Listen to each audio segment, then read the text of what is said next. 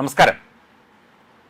മന്ത്രി വി ശിവൻകുട്ടി പറയുന്നത് തിരുവനന്തപുരം നഗരസഭയുടെ കോർപ്പറേഷൻ്റെ പ്രവർത്തനം ആകെ താളം തെറ്റി, ഇവിടെ ഒന്നും നടക്കുന്നില്ല എന്നൊക്കെയാണ് പറയുന്നത്. ഇവിടെ ജലവിഭവ വകുപ്പ് മന്ത്രി ഞാനല്ല, റോഷി അഗസ്റ്റിനാണ് എന്ന് മേയർ വി രാജേഷ് പറഞ്ഞു. പൊങ്കാല സമയത്ത് വാൽവടച്ച് കുടിവെള്ളം മുട്ടിച്ചു, ഭക്തജനങ്ങളുടെ കുടിവെള്ളം മുട്ടിച്ചു ഈ ജലവിഭവ വകുപ്പ് ഉദ്യോഗസ്ഥരും എഞ്ചിനീയർമാരും ഒക്കെ ചേർന്ന്. മന്ത്രി റോഷി അഗസ്റ്റിൻ പറഞ്ഞിട്ടാണ് എന്നൊന്നും നമ്മൾ പറയുന്നില്ല.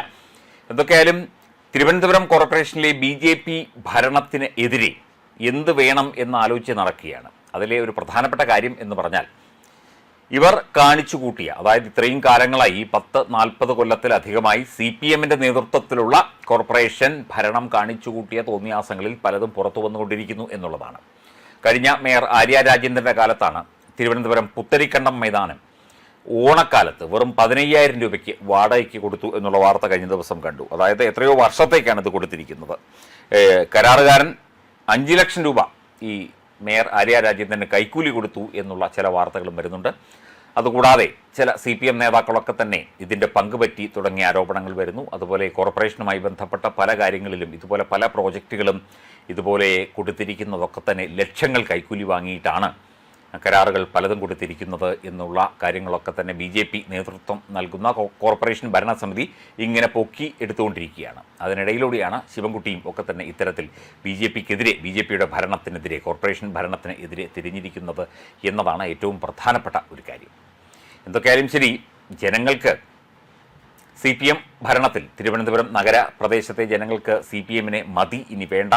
ആര്യ രാജേന്ദ്രനെ പോലുള്ള ആളുകൾ കാണിച്ചു കൂട്ടിയ തോന്നിയാസങ്ങളും അതുപോലെയുള്ള പരിപാടികളൊന്നും ഇനി വേണ്ട എന്ന് ജനങ്ങൾ തീരുമാനിച്ചതുകൊണ്ടാണല്ലോ BJP തിരുവനന്തപുരം കോർപ്പറേഷനിൽ അധികാരത്തിൽ എത്തിയത്. അത് തുടരുക തന്നെ ചെയ്യും. ഇവിടെ CPM കാട്ടിക്കൂട്ടിയ പല കാര്യങ്ങളും പൊക്കി പുറത്തിടും എന്ന് തന്നെയാണ് മേയർ വി രാജേഷ് പറയുന്നത്. അങ്ങനെ പലതും പുറത്തു വരും.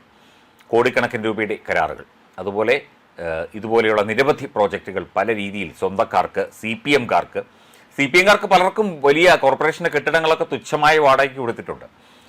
അത് CPM നേതാക്കളായതുകൊണ്ട് മാത്രം കൊടുത്തതാണ്. അതുപോലെയുള്ള തോന്നിയാസങ്ങൾ. അതുപോലെ തിരുവനന്തപുരം ഭരിക്കുന്ന 3 നേതാക്കളുണ്ട് CPMൽ: വി ജോയി, കടകംപള്ളി സുരേന്ദ്രൻ, ഒപ്പം ആനാവൂർ നാഗപ്പൻ. ഇവർ 3 പേരും കൂടെ ചേർന്നാണ് ആര്യ രാജേന്ദ്രനെ കൊണ്ട് ഈ കാര്യങ്ങൾ പലതും ചെയ്യിച്ചത്. ആര്യ രാജേന്ദ്രനെ നക്കാപ്പിച്ച മാത്രമേ കൊടുത്തുള്ളൂ എന്നുള്ള ചില പരാതികളും CPMൽ നിന്ന് തന്നെ, CPM തിരുവനന്തപുരം മേഖലയിൽ നിന്ന് തന്നെ ഉയരുന്നുണ്ട്. എന്തായാലും BJP അല്പം മോശമാണെങ്കിലും ഭരണം നന്നായിരിക്കും. BJP തീരെ മോശമാണ്, ഒന്നിനും കൊള്ളില്ല എന്നല്ലേ ശിവൻകുട്ടി മാമൻ പറയുന്നത്. അതേതായാലും മാറും. എല്ലാ കാര്യങ്ങളും എടുത്ത് കുടഞ്ഞ് പുറത്തിടും.